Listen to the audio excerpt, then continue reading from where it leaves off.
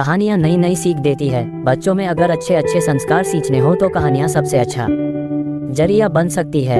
आज की कहानी आपको थोड़ा भावुक कर सकती है क्योंकि आज आप एक इमोशनल कहानी आपके साथ शेयर कर रहा हूँ। हाँ, इमोशनल करने के साथ एक बहुमूल्य बोध भी आप इस कहानी से सीख सकते हैं, इसलिए इसे पूरी जरूर देखें। चलाए शुरू करते हैं। हर दिन एक भिखारी दरवाजे के पास आकर भीख मांगता था और घर का मालिक हमेशा घर के बाहर आते ही उसे देखकर फिर जाया करता। कई बार उसके लिए गालियां भी बकता।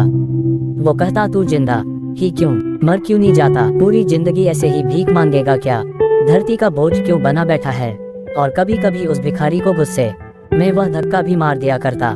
इतना कुछ हो जाने के बावजूद भिखारी के मुंह से सिर्फ यही निकलता कि खुदा तुम्हारे गुनाहों को माफ करे।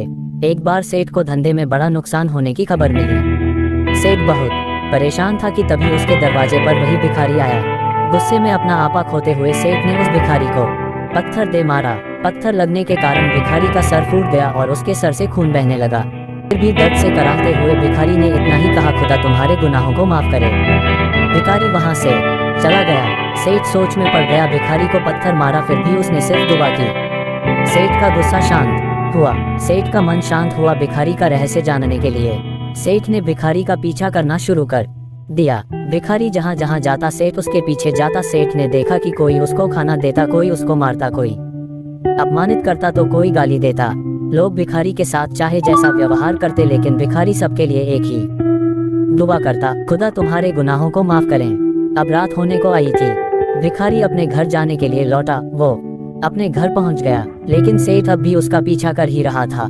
एक पुरानी टूटी हुई खटिया पर एक बूढ़ी औरत लेटी हुई थी। काफी कमजोर और बीमार लग रही थी। वह भिखारी की पत्नी थी। अपने पति को वापस आता देख वह खाट से उठ खड़ी हुई। पत्नी ने अपने पति के भीख वाले कटोरे में देखा, उसमें सिर्फ आधी बासी रोटी थी। उसे देखकर वह बोली, आज बस इतना ही मिला, और हाँ, आपके सिर से खून निकल रहा है, ये चोट कैसे लगी। बूढ़ा भिखारी बोला, आज बस इतना ही मिला, किसी ने कुछ दिया ही नहीं। सब ने गालियां दी और एक ने पत्थर भी फेंका, इसीलिए मेरा सर फट गया। एक गहरी ठंडी सांस लेकर बूढ़ा भिखारी फिर से बोला कि यह मेरे ही गुनाहों का फल है। तुम्हें याद है कुछ सालों पहले हम कितने अमीर थे, क्या कुछ नहीं था हमारे पास। हमारे पास हर चीज जरूरत से ज्यादा थी, लेकिन हमने कभी सदका नहीं किया। और उससे भी बुरा हमने उस अंधे भिखारी के साथ किया जो हमारे घर पर भीख मांगने आया करता था। बूढ़ी पत्नी की आंखों में आंसू आ गए। वह बोली, हाँ, हम उस बेचारे अंधे के साथ बहुत बुरा करते थे, उसका अपमान करते थे, उसे खाने के लिए रोटी की जगह कागज दिया करते, उसका मजाक उड़ाया करते और कभी कभी मारा भी करते। मैंने कभी उसको रास्ता नहीं दिखाए। एक बार मैंने उसके मुंह पर मिट्टी भी फेंकी थी और वह हमेशा दुखी होकर यही कहता कि खुदा तुम्हें तुम्हारे किए की सजा देगा, खुदा तुम्हारे गुनाहों की सजा जरूर देगा। उसका कहना सच हुआ और हम इस दुख भरी जिंदगी में आ गए। भिखारी बोला, हाँ, उसका कहना सच हुआ, इसलिए मैं किसी को बददुआ नहीं देता। चाहे कोई मेरे साथ कैसा भी बर्ताव करे, मैं हमेशा उसके लिए दुआ करता हूँ। मैं नहीं चाहता कि कोई भी हमारे जैसे जिंदगी का अनुभव करे, किसी को भी हमारे जैसी दुखों का सामना करना पड़े। वो नहीं जानते कि वह कितना बड़ा गुनाह कर रहे हैं, इसलिए अनजाने में हुए गुनाहों की ऐसी सजा किसी को भी मिले, मैं नहीं चाहता। सेठ वहीं पर छुपकर यह सारी बातें सुन रहा था। अब उसे सब कुछ समझ में आ गया था। भिखारी और उसकी पत्नी ने वह आधी रोटी मिल बांट कर खाएं और खुदा का शुक्र अदा किया और सो गए।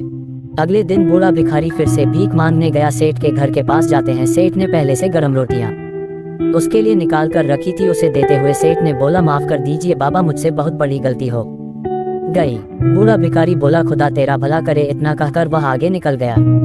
इस कहानी से जो सीख लेने लायक है वह बड़ी ही सिंपल है कि आदमी चाहे किसी के बारे में बुरा कहे या भला करे, लेकिन खुदा सिर्फ कर्म के हिसाब से उसको फल देता है। क्या हुआ अगर खुदा नहीं दिखता है, लेकिन यह बात बिल्कुल सच है, उसके खाते में सबका हिसाब पक्का होता है। इसलिए जब किसी के लिए कुछ भी करो तो अच्छा ही करो। कैसी लगी कहानी कमेंट में जरूर बताना। इसी तरह की कहानी सुनने के लिए हमारे चैनल को सब्सक्राइब जरूर करें। Thanks all family.